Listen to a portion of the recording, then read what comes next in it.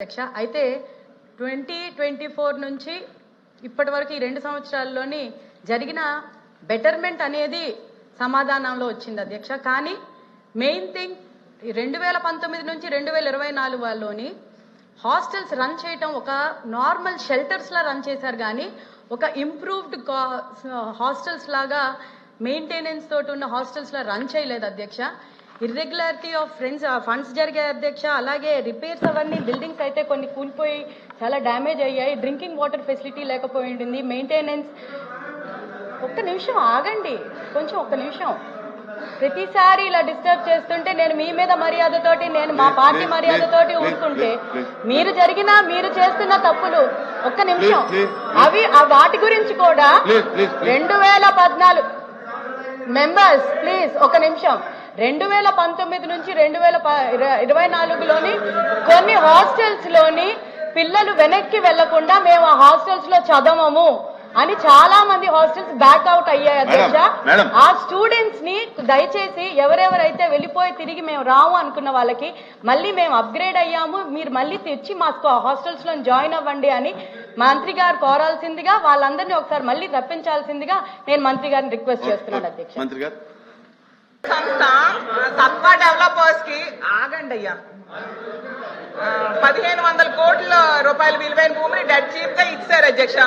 అలాగే Kapil chit fund కు చెందిన బీవీఎం ఎనర్జీకి 1500 కోట్ల రూపాయల విలువైన భూమిని కూడా డెడ్ చీప్ కి ఇచ్చారు అధ్యక్ష. నాకు ఒక తెలియని విషయం ఏంటంటే, ఇప్పుడు ప్రభుత్వ రంగంలో ఏపీఐసి ఉంది అధ్యక్ష. 1000 కోట్ల రూపాయల భూమిని అది డెవలప్ చేసి మౌలిక వసతులు కల్పించి పరిశ్రమలకు ఇస్తూ ఉంటారు.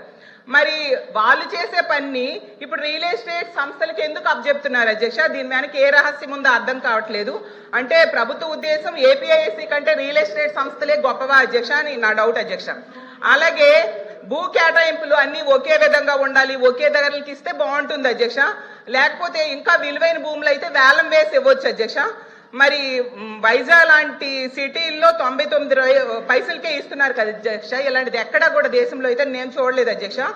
అసలు రియల్ ఎస్టేట్ సంస్థలకు ప్రభుత్వ భూములు కేటాయించవచ్చు అనేది నా క్వశ్చన్ అధ్యక్ష.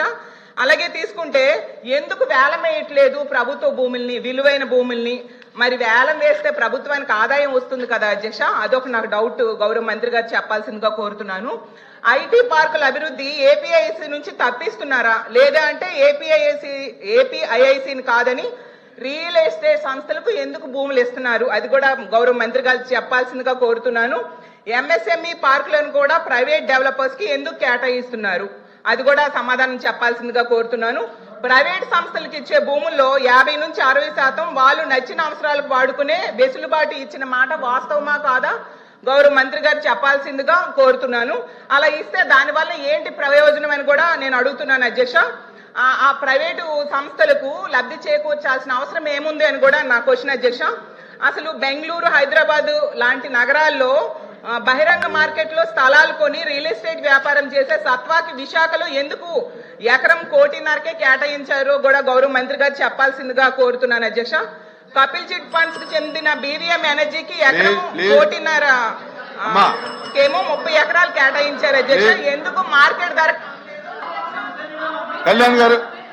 కళ్యాణ్ గారు సెకండ్ సెక్రటరీ కూర్చోండి.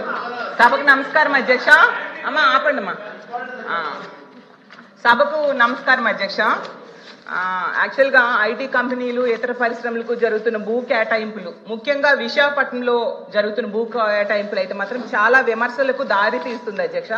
విశాఖపట్నం అనేది మన రాష్ట్రంలోనే కాదు, దేశంలోనే కాదు, ఆసియా ఖండంలోనే అత్యంత బాగా ఫాస్ట్ గా డెవలప్ అవుతున్న సిటీ అధ్యక్ష.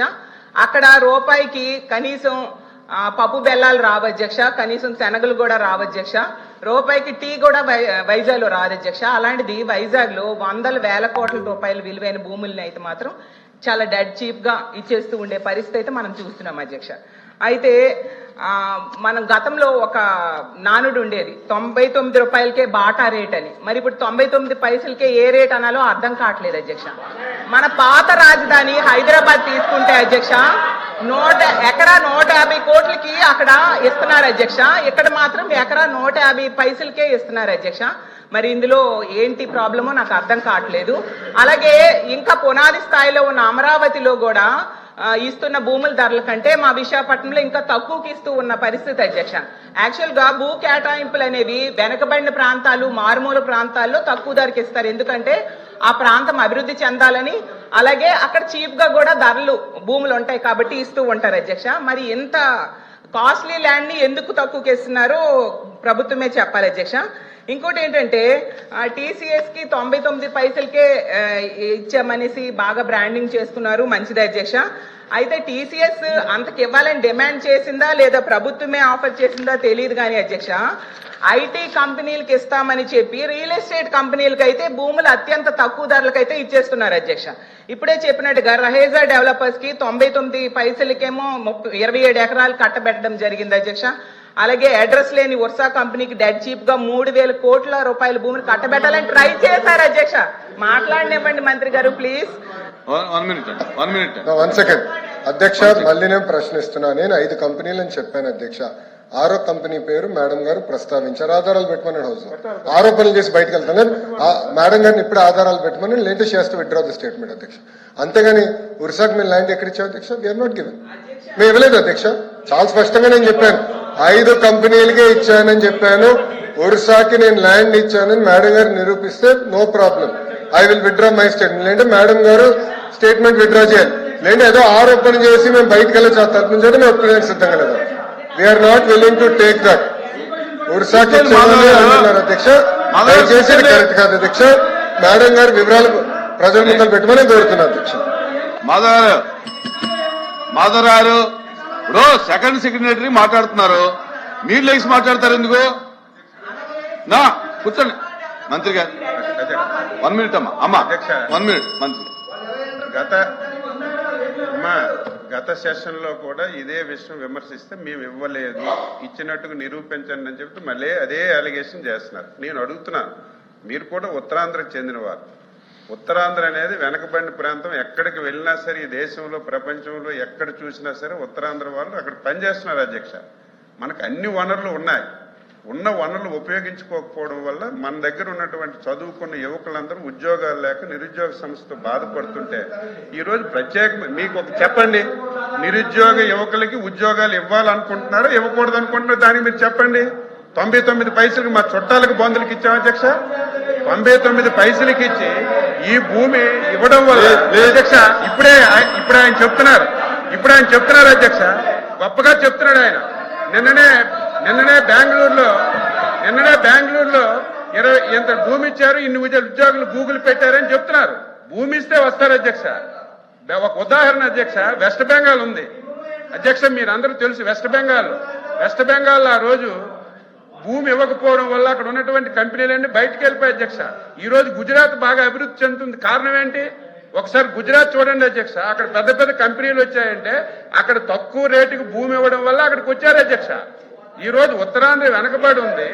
ఆ ప్రాంతానికి ఎక్కువ మందికి ఉపాధి కల్పాలి, ఉద్యోగాలు కావాలని దృష్టి పెట్టి పాలు ఏలు పెట్టుకుని పెడుతుంటే దాన్ని అభినందించవలసింది పోయి దాన్ని కూడా విమర్శిస్తున్నారు అధ్యక్ష.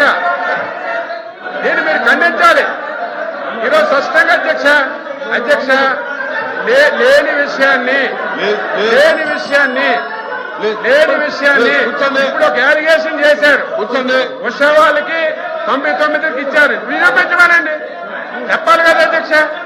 మీరు స్పష్టంగా ఫ్లోర్ ఆఫ్ ది హౌస్ లో చెప్పా 5 కంపెనీలకే ఇచ్చామని చెప్పా. కళ్యాణ్ గారు. అధ్యక్ష ఒక్క నిమిషం. మేడం గారు సార్ అడిగారు, సార్ ఇస్తానమ్మా, నేను ఇవ్వలేను, సార్ ఇవ్వాలి. 1 సెకండ్. మాధవ్ గారు మీకు వినేదానికి ఓపిక ఉంటే సమాధానం చెప్పేదానికి సిద్ధంగా ఉన్నాం.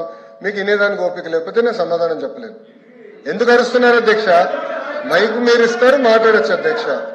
ఎందుకు అరుస్తున్నారో నాకు అర్థం అవట్లేదు అధ్యక్ష. దయచేసి కూర్చోండి, ఎందుకు కంగారు పెడుతున్నారు?